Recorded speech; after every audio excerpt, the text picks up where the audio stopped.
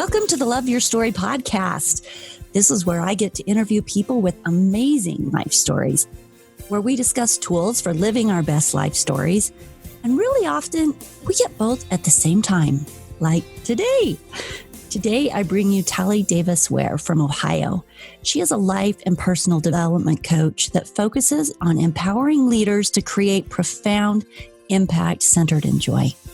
Now, I know Talie, and I've worked with her, and she truly impersonates that joy. She is a lovely, bright soul that spreads her smile and happiness wherever she goes, which is part of what helps her connect so well with people.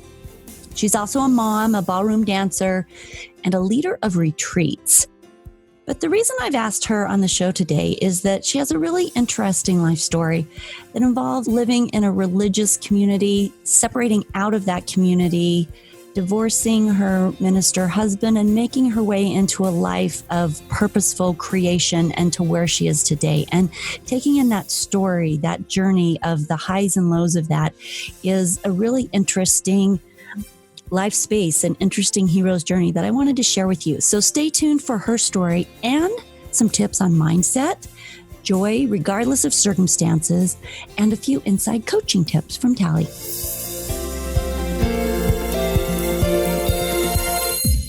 Stories are our lives in language. Welcome to the Love Your Story podcast. I'm Lori Lee, and I'm excited for our future together of telling stories, evaluating our own stories, and lifting ourselves and others to greater places because of our control over our stories. This podcast is about empowerment and giving you, the listener, ideas to work with in making your stories work for you. Story power serves you best when you know how to use it. Talie, welcome to the Love Your Story podcast. Hi there. Thanks for having me. It's great to be with you guys. Super happy to have you here. And I want to start out at the beginning of your transformational story. Can you take us to who you were and what life was like being a part of that religious community and that space where you that you transitioned out of in becoming who you are today? Who were you then? What did that look like? Yeah, so I was married to the senior leader, and we really planted that community 2001, and just had vision for what it would be like to create an experience for people, kind of the experience that you have when you go on a mission trip and everybody is all in and you're giving out of who you are and you're serving and you're really impacting people and you're doing it together as a beautiful team. So that was a lot of what we really wanted to embody. And so we actually decided, what if we all moved down to a particular area that we feel really called to? And so we all sold houses and broke leases, and we all moved down to this one area together. We were in probably, 6 square blocks within that area. I would say probably 30 plus families. Where was this at? Was this in Ohio? This is in Ohio, yeah. A really cool area down in the short north. And so it was a really amazing experience from 2001 until about 2012. And it was just building a connection, building community, building what does it look like to have a real impact on the people there. It was a very diverse area. What was your religion, and what were some of those impacts that you had that were really meaningful? Yeah, so it's a non-denominational religion, just community church. And some of the impact it was really cool. It's a very diverse area. So you had, Section 8 housing, kind of in the same area as $1 million homes, a lot of professionals, very diverse area, really cool. And so we did things like start after school programs for some of the Section 8 housing, go around and do like yard work for these single moms that had 6, 7 kids and were trying to make it. We would do, all kinds of things. We had a space down there we called the Third Place that was really cool, where we had art gallery nights and just invited the neighborhood in. And we did all kinds of things. It was a really beautiful 12 years in so many ways. Simultaneously, I was a mom to 3 kids, homeschooling them. And several of the moms in the area also did that. So we shared that. That was really cool. just a beautiful experience in a great many ways. Very powerful. What were your biggest takeaways? Or what was one of the things that you learned most or loved most? Yeah, I would say for me, it's raising up leaders, seeing the gifts that are in people and then drawing those things out and helping them launch into who they're most truly made to be, seeing them come alive to those things and live out of that place. Okay, so I just have to say this because I know everybody's thinking it. It's really kind of bizarre or different or not done very often that a bunch of people are just going to say, hey, let's kind of all sell our houses and move to one neighborhood and sort of commune-ish. I don't know. What's the impetus behind that? Just wanting like-minded people to work together. And what'd you say it was, 12 years that you were doing this? 11, 12 years, something like that. Yeah. See, that's a long time for a group of people to stay together and stay focused like this. Like, what were some of the difficulties of that? Some of those came more in some of the leadership dynamics. I would say those were probably the most challenging things. A lot of the rest of it just really worked, honestly, like raising our kids together and really being a light, being a loving force for good in, an area that we really felt called to. So many of those things worked. So I would say some of the leadership dynamics were the most challenging. Such as what? Give me specific. Gosh, I don't want to call anybody specifically out. It's just a lot of turnover of leadership, I would say. Okay. So that was challenging. So what was it that broke up this commune after 12 years? It's back to that. It's back to some of the dynamics of leadership. I would say not having a lot of freedom for people to think something other than what we were doing. Not a lot of freedom for people to come in and out of it. Just a lack of freedom, I would say. Yeah. And so how did it all dissolve then? It actually didn't completely dissolve. It kind of got passed off. So I think it's still going, actually, to some degree. I think most people that were there when I was there are not there anymore. But, a lot of it, it just got to be really, some of the dynamics got to be very unhealthy. It was kind of emotionally, spiritually, it got to be toxic. So I think. So is that why you left? That's why I left. Yeah. I felt like I couldn't, in good conscience, keep being a part of the leadership team when people were looking to me and trusting me. And, I just was like, I can't, where this is going is like a hard right and I need to go the other way, I think when people aren't free to say what they think, when people aren't free to have boundaries and have those respected or responded to. And why weren't they free to do those things? What would happen? I think ultimately there's just fear in the leadership. I think it's just, there's control and there's fear, and that's what's at the root of it. So what kind of control? How would these people be controlled? I don't want to get into too many details because I really don't want to call anybody out or make any, dishonor anyone specifically. There's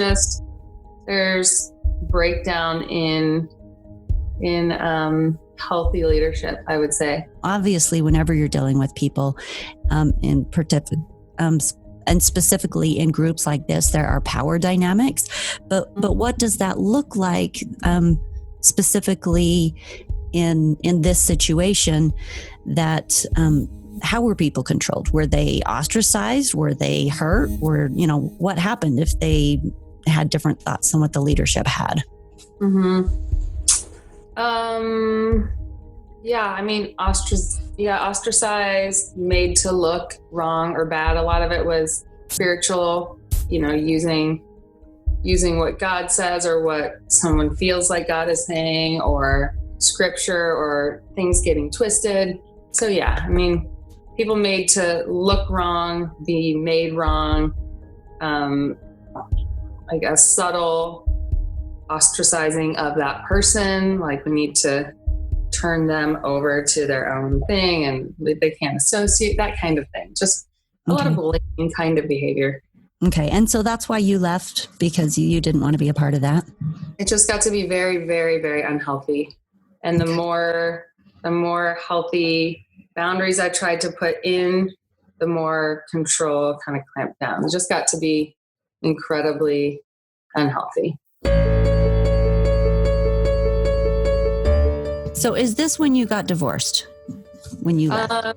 Actually, it was probably a year and a half after that. So we were separated for about a year and a half. I was really believing there was going to be healing and restoration, and just, I don't really believe in divorce. You know, I'm like super loyal to the end kind of thing. So I was really hanging in there and believing for there to be a shift, but there needed to be some change in order for me to go back home. So I was actually living, my parents have an apartment connected to their house, and I was living there.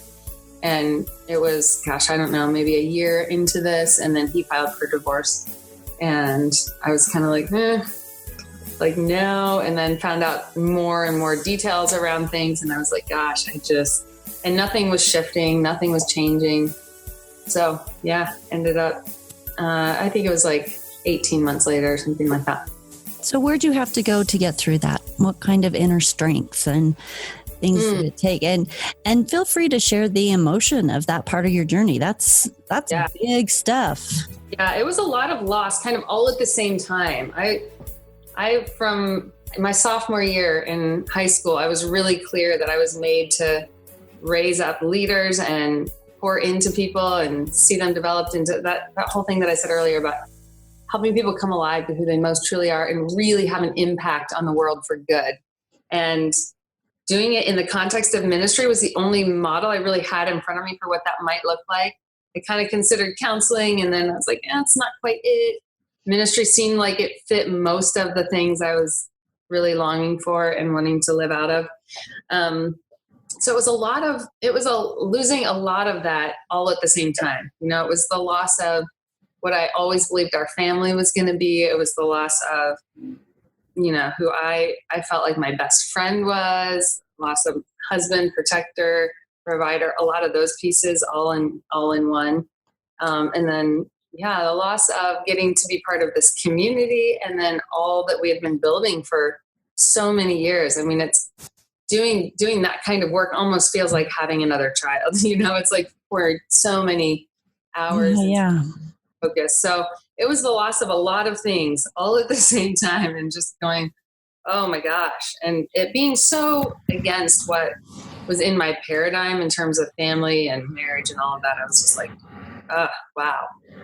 So yeah, I mean, I remember being in Macy's one day, and I like looked over and saw a shirt that I thought that my husband would love. And I just like started crying in Macy's. So I'm like, I don't have anyone to be giving to in that way like that. There's just something in that loss of so many different aspects. You know, it's not just the loss of marriage. It's the loss of getting to think of and love and give to someone. It's the loss of, like I said, provider, protector, family, so many things. And the loss of the future, and the loss of, you know, what you had planned. So often when relationships end, it's not just the relationship itself, it's what you had pictured it could be. Yeah, and my home, and just like so many aspects of it, you know? Yeah, I do know. My parents' basement. It's like, wow, how am I here this part into my life? Like, how is this my life? I remember thinking that many different times, like, how is this actually my life? This is not in alignment with anything that I value or believe, or wow, how am I here?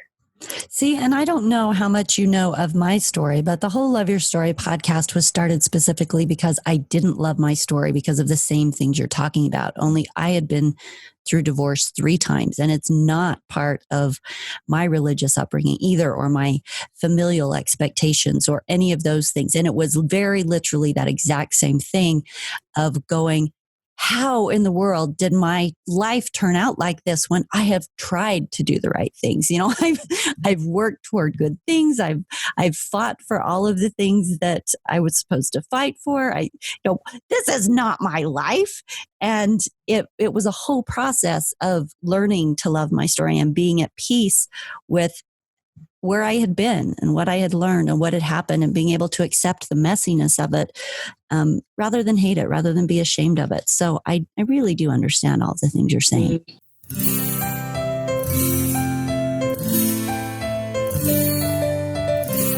So where did you go from there then? You're in your parents' basement, and did it just still homeschooling my kids at that time? Yeah. And was it just, I've got to pick up and move on, or was it a space of unknowing? Where were you at? Yeah, it was, a transformational time, because I think it's really important to grieve the loss of things. Any loss in your life deserves an appropriate season of grieving for it, or else you just kind of shove it down or sweep it under the rug and it doesn't go away. You actually have to grieve it. And so that was an important piece of it for me. And then also kind of coming into a place of surrender, like, okay, and this is the reality of just what it is right now. So what do I want to do with that? Do I want to be the victim about it? Do I want to sit and wallow in it forever? Or what does it look like to go, okay, I believe in a force of good. I believe in that the source of love can redeem anything, can take the worst things and somehow use it for good for you and for the world. So it was really beginning to look for what is it that you're doing in all of this? How do you want to redeem this? How do you want to use this for good? So yeah, starting to look for that was a shift. So is this where you started thinking more about mindset and taking control of your story?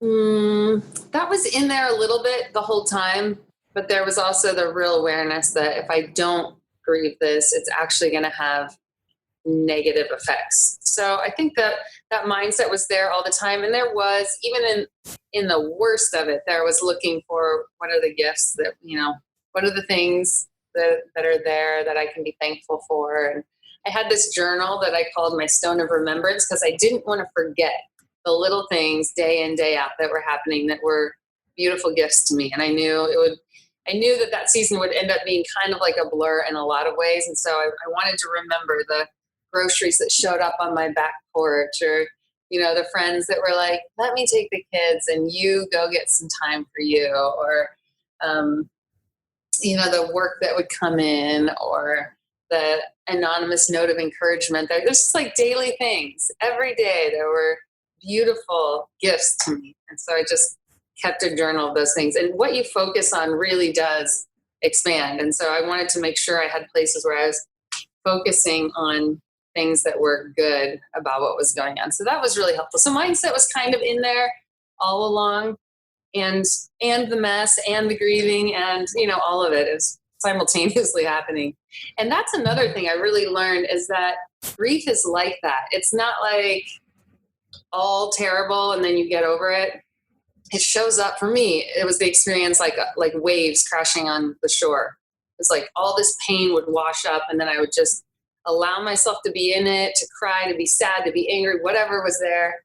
And then it washes back out to sea, and there's space for joy, even in the midst of the waves of grieving. It's just that was really healthy, to just let all of it be whatever it was and let it kind of come in and out. And then the waves kind of come in less frequently or less intensely. And yeah, that's been my experience of grief, just to let it be what it is. So I like that analogy, and I appreciate you bringing it up, because I think grief is different for all people, but I suspect that's probably pretty universal. Like you say, you go to a store and you see a shirt, or you hear a song and it generates a memory, or something happens. And of course, those spaces of loss or grief, are going to pop back up. And, one of the things, my son just got home from a religious mission, and he is so sad to be home. Not that he doesn't love home, but he so much loves serving the Lord. That's his happy place. And he loves filling the Spirit, and he loves serving other people, and he loves sharing his testimony about Christ. And so to come home and not be doing that on a constant basis, he feels such a sense of loss. And he says, Mom, I know I've got to get over it. And I know I've got to, and I'm hoping by Sunday I'll be moving forward. I'm like, no, it's okay. You get to feel that loss. You get to live with that emotion, and you get to let it wash through you and be a part of you. And because burying it, and he's prone to burying emotion anyway, because he's just he's a tough kid, and he thinks you're in charge of your emotion and you just deal with it, which you are in charge of your emotion through your thoughts and a process, but burying it is not the way that you deal with it, allowing it to be what it is, sitting with it. And I think that discussion, you bringing up that discussion, is important, because we all deal with grief in our various adversities, and understanding that it's okay to feel it, understanding that it's going to come and go, understanding that you live with it and it's a part of the experience, I think is important. We don't have to get rid of it. It's part of living. Mm-hmm. Yep, sure is. that surrender to that reality is really helpful. I think we really, especially in Western culture, are trained to avoid pain at all costs, rather than be able to let it be and see what the gifts are that are, get curious about it. Like, we spend a lot of our time and energy and focus trying to divert and avoid it, rather than moving through it so much more quickly. We make a lot of work for ourselves trying to avoid pain. No, I think that's true. It's just okay. It's just part of the deal. And when we know that, then we can move through it quick. Yeah. So through that experience, what are the things that you learned that have helped you most in coaching and supporting other people?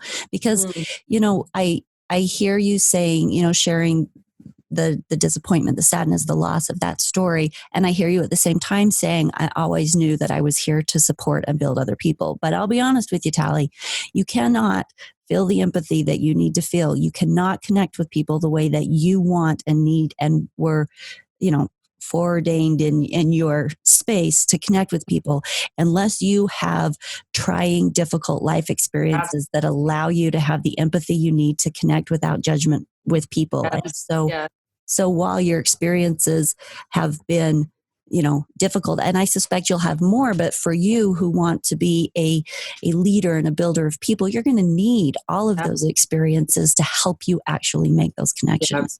Yep, absolutely. And that's one of the things is, I trust people who have been through stuff and come out and still have joy and still love well and care about people and make a difference. So those are the people that I have I more quickly develop trust with, people that I know have been through painful situations. And you're absolutely right. I couldn't be doing the work that I'm doing today to the capacity that I'm doing it without having gone through all of that. I really believe that pain is actually a shortcut for us to get so many things in life, so many lessons, so many things of understanding about ourselves, so much empathy for other people, so much comfortability in being able to be with people in their pain, help them move through it quickly. Just sit there with someone who's in pain and not have to get them out of it, not feeling uncomfortable in yourself with somebody else's pain, but just it's really sad right now. It's really okay. Talk to me about that. And then you can move them through it. So what are the gifts that are in this for you right now? Also knowing that there are gifts in it as well. There's beauty in it.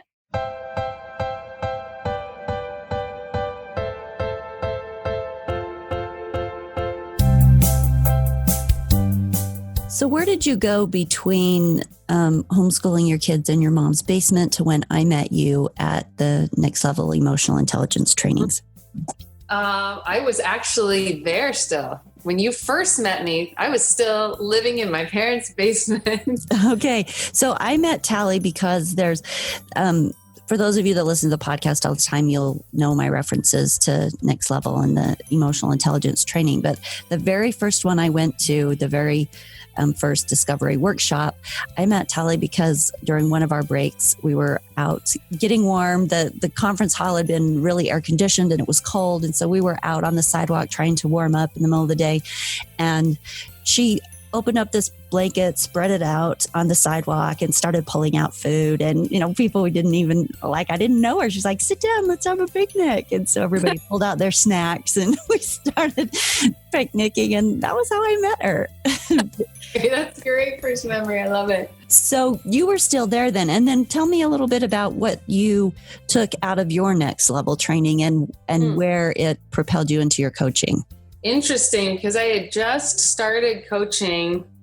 I started my own coaching practice just before next level, just a little bit before next level. That was a whole wild ride, interesting story, beautiful unfolding of things. I did not set out to be a life coach. It was not my intention. I had a friend that kept pushing me toward it. She's like, you are a life coach. I'm just telling you, she sat on the board of a master life coach out in California and had co-authored books with this life coach. And so she was in that world a lot, and she'd seen me in multiple contexts. We went through an inner healing kind of work training together, and we're coaches together for that training.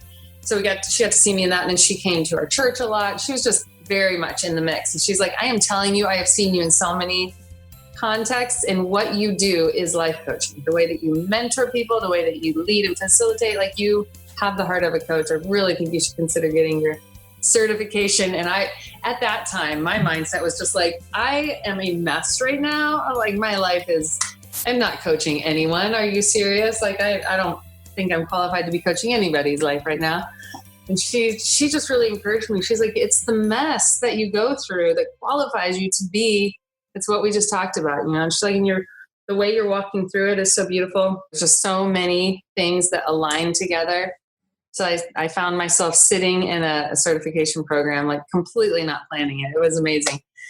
So right before I came to next level, I had gotten my certification and started my own coaching company. So it was during our VIP process that I moved into my own place and really started expanding what I was doing. And it definitely launched me into more, after what I had been through, some of the emotional dynamics and not feeling like it was safe to be.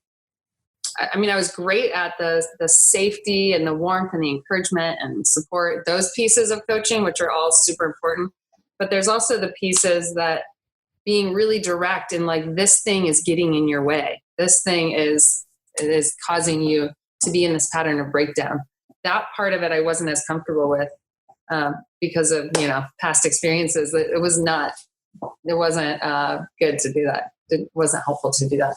So next level really brought a lot of that up, the direct feedback and strengthening me in some of those skills. It was really, really beneficial. It was great. So mostly what I'm hearing you say then is that during next level, there were coaching skills that you acquired and learned through the process of sorting through your own story.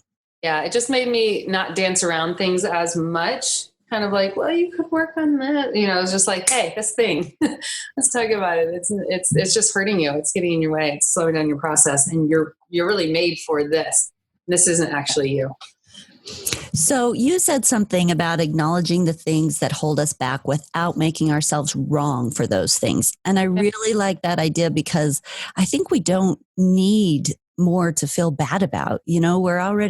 People are generally pretty hard on themselves, and there's enough expectation in community and culture and family that there's enough to feel bad about. And particularly when we're dealing with things that hold us back, that does feel like oh no, I'm not perfect. Oh no, I'm doing something wrong. Oh no, I'm not moving forward. And that's bad.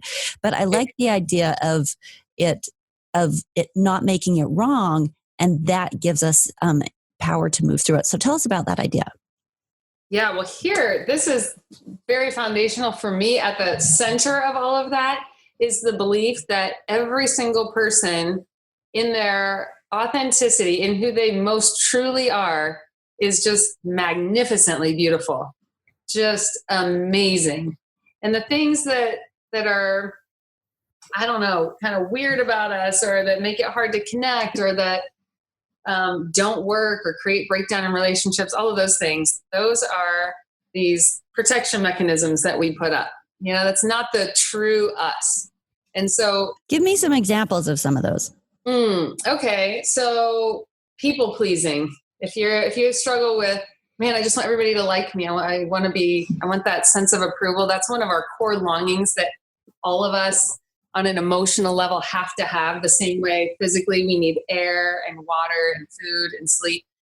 We have to have those things physically. And so we will do whatever, like we will get to water when we're thirsty. We'll figure out a way, emotionally we do the same thing. So our deep desires, core longings are things like belonging and approval and challenge and significance and worth and love and comfort and those kinds of things. We will consciously or subconsciously drive to get those things met. And so if approval is one of those things that you maybe didn't get really secured growing up, you're going to keep looking for ways to get that thing filled. And a lot of times, especially when it's coming out of that subconscious place, we're not aware that that's a need we're trying to have met. And so we're not finding healthy ways to get it met. We're doing things like tweak our personality. Like I'm trying to figure out, what is it, Lori, that you want me to be so that you'll like me more? And how do I put that thing forth? And really it's like me putting up this mask. And then, everybody has their masks that they wear. Maybe it's defensiveness, or maybe it's perfectionism. Like, oh, I have everything together, And those are the things that keep us from being able to connect. It's not who you most truly are that is there's nothing off-putting about our authentic self. When we get into an environment where we can feel safe and we all kind of agree to take those masks off and put them down, when we're really looking at who someone truly is, just stunningly beautiful. You just love them, want to connect. I mean, our experience in Next Level was so much that just reinforced this belief in me so much more. Having those environments where we were like, wow, that's their true heart. Look at the beauty. People that you would think I would really never want to connect with that person. They're not like my kind of person that I would enjoy as a friend, and it's fine. But you just, you don't make the effort. You don't try to get close. When you see them in their authenticity, you're like, oh my gosh, you're amazing. So yeah, I think part of it is that come from like when we can lay our masks down, when we can not have those things up. I do this experiential in a workshop that I do called Discovering Identity, Uncovering the Masterpiece You Already Are. So it's a workshop, and then it's something I'm actually going to do a retreat in October. The same material, just make it an entire retreat for it. But one of the things we do in that is we get clear on what are some of the masks that we wear. And I kind of walk people into that. And we have these actually white plastic masks and Sharpies, and we write the things like perfectionism, people pleasing, whatever it is, anger. That sounds super interesting. Yeah. And then we do this thing where we stand across from each other wearing our mask and just notice how, it's so uncomfortable. It's so uncomfortable having our things that we wear, but it is actually the reality. Like we think when we're in our perfectionism or our people pleasing or our, I don't care, maybe it's apathy or whatever it is. We think that people don't see through it, or we think that people don't see it as a mask. We think that, it's this thing that's protecting us, but it's like so clear to other people. Whatever it is we're wearing. And that is the thing that actually keeps us from being able to have the thing we most long for, which is connection. How do you drive home the idea that whatever these things that are holding us back, that they're not wrong? How do you teach? Okay. So an experience for me, and this is also one of the pieces in the workshop, it's kind of that whole place of, once we start seeing these things. So when I started recognizing this, some people call it ego. For me at the time, I was referring to it as my false self, this thing I would put forward to, protect or get me what I wanted or keep me safe.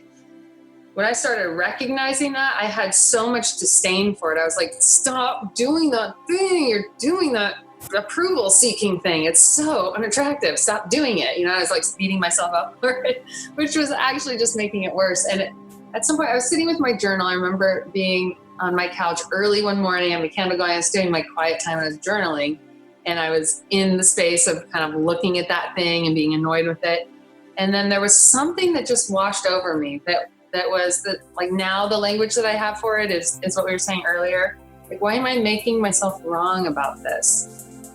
That it's not that helpful. Like me just having this whip out that I'm beating myself with it's not shifting things. So there was just this shift that happened where I was like, why is that even there to begin with? And realizing that's been there my whole life to keep me safe, to help me have the things that I really, really need in life and to protect me. And there was just this softening in my heart toward it. Rather than being angry at it, I was really appreciative for it and held in the same space that I didn't need it anymore. So it was this really sweet, almost letting go. And I wrote myself a letter. I wrote a letter to I said, "Dear false self." And then I just wrote this letter of acknowledgement, like, thank you for all the times that you protected me. Thank you for all the times that you stepped in when I didn't know what to do. And it was this letter of gratitude.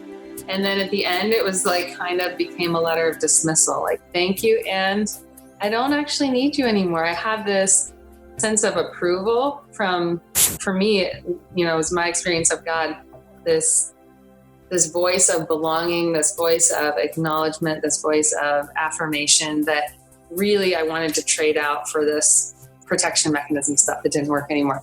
And so that letter was super powerful for me. That was really, really a huge shift from self beat up into gratitude. And I've got something better. Thank you. Well, and again, having gone through that, you know how to take other people through it. That's how I feel about my 5 steps to reframing your past stories, that I have this tool that I put together for my listeners is the same thing. When you've gone through something, you know the pathway through it. You can guide them through that dark forest. They don't have to reinvent the wheel or struggle to try to find it. You can help them go through that space. And you're also coming from a non-judgmental space like that. You can make it not wrong because you've been there, you understand it, and you've understood the transition and that it's part of transformation, and you become a guide. And then having that space where people, whoever wanted to, just shared at the end of, or toward the end of the workshop. And some people read their letters and it was, so healing and so beautiful for them. And then for all of us too. It's really, really special to create that space to be able to have that kind of experience and then have it shared with other people that acknowledge it and see you, the authentic you. It's beautifully healing. Well, and there's a lot of power that comes from sharing that transformation out loud. Yes. Verbalizing. Fast tracks it for sure. Yep. So in closing, 2 big things. What have been your biggest struggles and what have been your biggest triumphs? I would say this kind of answers both of those, but one of the things has been this temptation to really want to be the victim in my story. There is something about it that just feels really satisfying to be like, all of these things are because this one person, this, and this, just things you can totally point to and justify, and counselors say yes, and other people are like verify, and it's legitimate and it's validated, and I can just sit in it and feel like totally abdicated from any personal responsibility in it. And at the same time, that is, while that feels kind of good for a minute, it is the thing that will keep you stuck. And so really getting that, okay, maybe certain things weren't my fault, but they are for sure my responsibility right now. Like, this is my life. And do I really want to spend years of my life sitting around being a victim about it? Like, oh man, that just takes all of the power that I have and puts it in the lap of another person. And where am I going to go with that? Really? How far can you get with it? I like those 2 ideas of fault and responsibility, because truly many times things happen to us. People impose their will and their agency, and they do things to us that, particularly people that are in high influential places in our lives, they have big effect on us. But if we stay in that victim mode, it's exactly like you said. And so while I think it's important to note that stepping out of victim mode doesn't mean that other people didn't perpetuate experiences on you or inflict their agency upon you. I think it simply notes that you choose to acknowledge your own personal responsibility and how you are going to perceive and interpret that story, and that you are going to find the meaning and the purpose and the learning that you can take from your experience, not the, these are the crappy things that happened to me and I'm going to sit here and wallow in blame and bitterness, you know? Like if somebody, like emotionally, so many of these things happen and we just don't take the responsibility because we're saying, well, I didn't do it and it's somebody else's fault, but we're stuck with the ramifications of it, the results of it. Like if somebody cut you or broke a bone or something, they did it, and they walk away. You're the one sitting here with the broken whatever it is. And so are you going to just really sit there and be like, hey, bro, good. Like, go, okay, I want this to heal correctly. So what do I need to do to get this handled now? And so get the support around you that you need to get it handled in a healthy way, to be able to reinterpret it. And I would say that's probably the second thing I would answer that question with, is that just getting clear that circumstance really has nothing to do with our capacity for joy. And so getting clear that it's not at all, whatever it is that happens to us, it's our interpretation of that thing, what we make it mean to us. And we have the ability to shift that at any point. We have a result that we're not liking. And again, I'm not saying totally sidestep the grieving process. I think it is important. I said that earlier, but at some point, like, how am I going to frame this? Do I want to be the victim in this whole telling of this, my story? Is that where I want to end up in this? Or do I want to frame this in a way that whole thing actually empowered me in some way? So asking questions like, how is that situation or this current thing that I'm in actually set up to be a gift for me to get something that I couldn't get in another way or at another time in my life?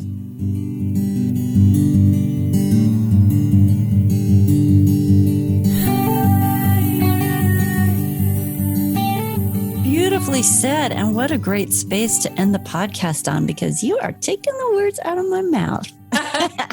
Have joy regardless of what we're in. You can find joy in it.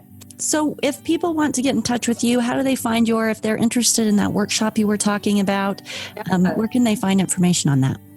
You know what? Find me on Facebook. It's, can we just put the links in for people at the bottom of this? I will have everything in the show notes, but if you just want to mention what they are. Yes. Look up Talie Davis on Facebook. You can find me on Instagram, Coaching with Talie. And I'm going to be starting so the retreat's coming up, the Masterpiece retreat that I mentioned is going to be in September. And we're going to have it in Asheville, North Carolina. And part of it is going to be at the Biltmore. There's a whole really cool experience I'm excited about for that. Staying in a beautiful home. So that'll be awesome if you're free. September, the dates will be in there, times, details. And then also I'm going to be doing a 10-day Master Your Morning challenge. So just starting your day off with a mindset that really empowers you. If that's something that would interest you, it's free. I would love to have you jump in, and we'll post a link for that as well. So would that be on your Facebook page, the link for that? Yes. And I could probably tell you what it is. It's right here. It's right here. You would text Mornings Alive to, let me tell you the number. Mornings Alive to 48421. Just text Mornings Alive and we'll get you going in that track. It'll be fun. Okay, so any parting final advice before we say goodbye? What's your best coaching tip? Gosh, just loving yourself. Like, you are the only person who is always with you from birth until death. Like, have your own back, like, you get to love you and take care of you really, really well. Get the support around you. This is awesome. Love Your Story podcast. Do things that surround you with love and inspiration and support, and people who align with positivity and who see you, because who you are really is a masterpiece, is beautiful. So get in front of people who see that in you and draw it out, and then do that for other people. Thank you, Talie. Thanks for being here on the podcast. Yes, love you, Lori. Thanks for having me. You're each so amazing. If you want to connect with Talie, her information will be in the show notes, and you can connect with her for one-on-one coaching or jump into her Master Your Morning Challenge like we talked about. You can reach out to her at talie@trylifecoaching.com, or her Instagram is Coaching with Talie. Your challenge for this week has to do with her parting words, which is, I want you to focus on loving yourself and being around people who really see you and celebrate you and acknowledge your personal fabulousness. Maybe that looks like calling somebody that's really that really does see you, or going out to lunch with them, or, just spending some time or doing something special for you. What does that look like? But do something about acknowledging your own individual awesomeness. Find something you really like about yourself and accentuate it this week. Thanks for joining us today. We will see you next week. Love Your Story is about inspiring and empowering each of you fantastic listeners to find the strength to live your best story. I provided tools on the website for reframing your past stories. We talked about it a little bit in the discussion. It's that 5-part course for reframing your stories. And I've also created the 21-day Life Connection Challenge, that every day for 21 days, you get a new tool for creating more connection and possibility in your life story. It's a structured way to help you bring really cool things into your life. Please join us on Facebook at the Love Your Story Groupies Facebook page. We're doing a lot of conversations about your favorite podcast episodes, about experiences in the 21-day challenge, putting groups together that are doing the challenge together, so you have people to discuss what's going on and check in with, and that's kind of fun. So join us. Love to have you on the inside, and I'll see you next week.